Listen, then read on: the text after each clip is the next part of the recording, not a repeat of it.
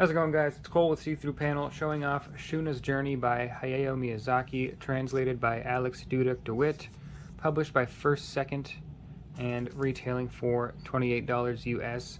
As always, I won't be spoiling anything with my words, but I will be flipping through the book and talking about the basic premise of it. So if you're worried about getting spoiled in that way, read it and then come back and we can talk about it after. I'll start off with the production quality of the book itself. It does seem to be... show off the binding here.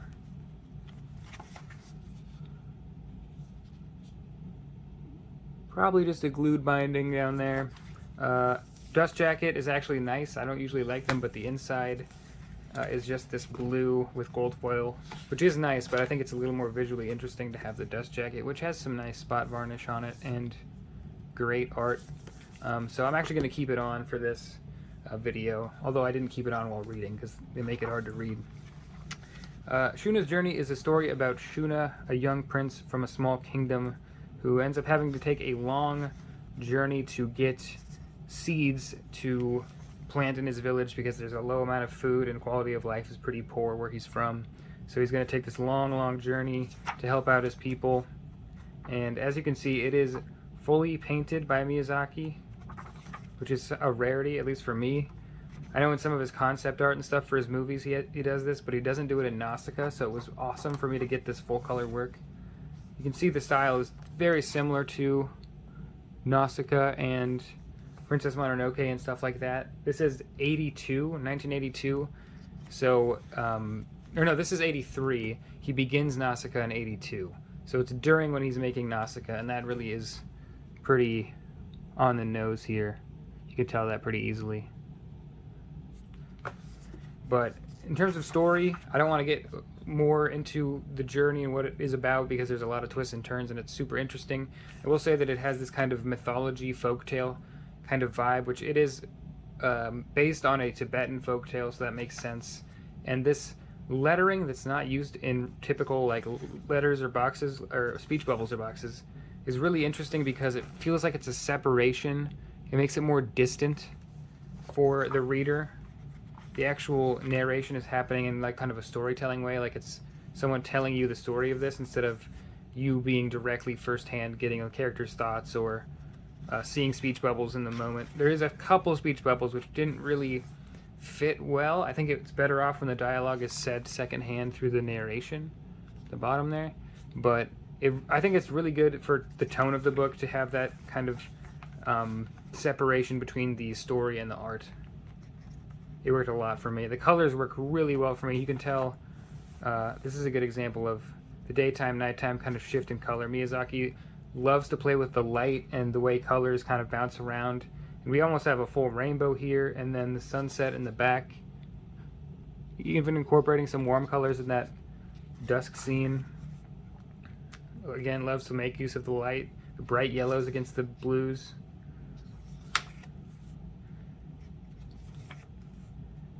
Yeah, the scene with the desert at night is very cool colors until you get to the firing of a gun and the action scenes getting a little warmer. It does have a tonal shift about halfway through. I won't even say tonal, it's more of a shift in the content of the story. It's kind of plotting and very slow and grounded in the beginning, the first half I would say. But as we get to the later half, it gets a lot more fantastic kind of high fantasy stuff. And I love this page, this spread here, because the use of no background to kind of draw the eye to what is a very different scene than we've seen this entire time. Very mechanical and cold looking, whereas we've seen a lot of natural landscapes. I think that's the reason why he doesn't do a blue sky in the back here, to draw the eye to just the main figure, but could have just not wanted to, I'm not sure. As always with Miyazaki, he is brilliant. His designs they always work. The character designs, the landscapes, the architecture, the color, the clothing, always land for me. And I'm going to start skipping here because I'm not going to talk about this too long. It's a pretty short book, so I think you should definitely check it out for yourself. It's definitely, it feels very Miyazaki, and it left me feeling the way I felt when I first watched some of the movies that he's made. Like when I first saw Spirited Away or Princess Mononoke. It definitely lingers with you, and the art is just something else. The large panels make it feel more cinematic with the movie. And I'm going to start flipping to some of the craziest stuff.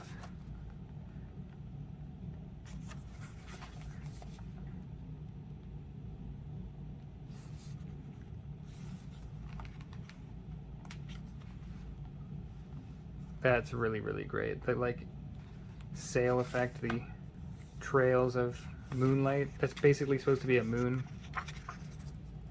Here is the separation. The Land of the Godfolk chapter, just about halfway through, is where it gets pretty nutty and things change. You're going to see a lot less grounded concepts. Also, the way he draws water is shown off here. It's just so beautiful. All the time. Anything with any panel with water in it is just going to be gorgeous. Love that especially. Not sure what that white ripply effect is called, but like the sea foam on the wave.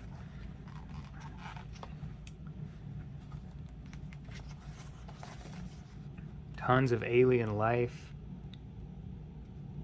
Designs you'll see used over in Miyazaki's other works.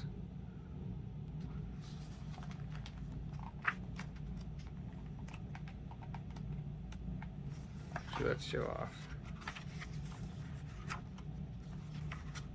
One more. This is a very different, very organic looking, not something I would say was Miyazaki if you first showed it to me. But yeah, I think I've talked about this enough, and I'm going to get showing near the end here, so I'll leave it on this water scene. This is going to be a kind of a short one. I don't have a lot to say. It's mostly just ridiculously good, breathtaking art. The art on this is a 10 out of 10 for me. It's just very evocative and conveys exactly what it should convey for the story. But just gives you so much else to look at past what the words are telling you. It gives you a real immersive world-building experience with everything in the background, like the horn and the meat and the herbs there, and just there's a lot in the art that's not discussed explicitly in the story, which is a good way to make a comic story.